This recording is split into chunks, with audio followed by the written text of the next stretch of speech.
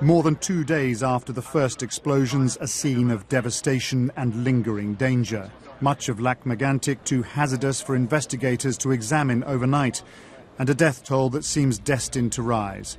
Many of the missing are thought to have been drinking in a bar in the early hours of Saturday when the driverless train blew up in the center of town.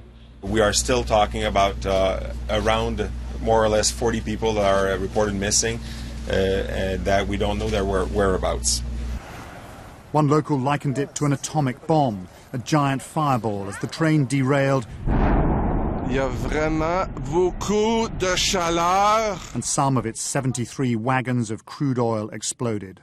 Dozens of nearby buildings flattened or vaporized. The reasons for all this still a mystery. The train travelled out of control for 8 miles from a nearby town.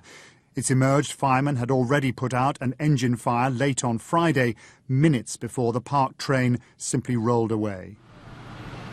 Canada's Prime Minister Stephen Harper toured the scene on Sunday, saying it was like a war zone.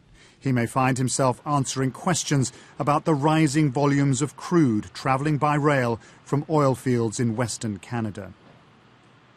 A local secondary school has been turned into an emergency shelter. As many as 2,000 people, a third of the population, forced from their homes.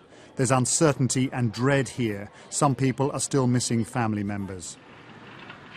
Investigators are looking at whether the train's brakes were somehow switched off. The operator says one locomotive was left running to make sure the brakes worked. There are also questions about pollution. An unknown quantity of fuel has spilled into a nearby river and lake. It's feared this could yet turn into Canada's most deadly rail disaster in more than 50 years. Paul Adams, BBC News, Washington.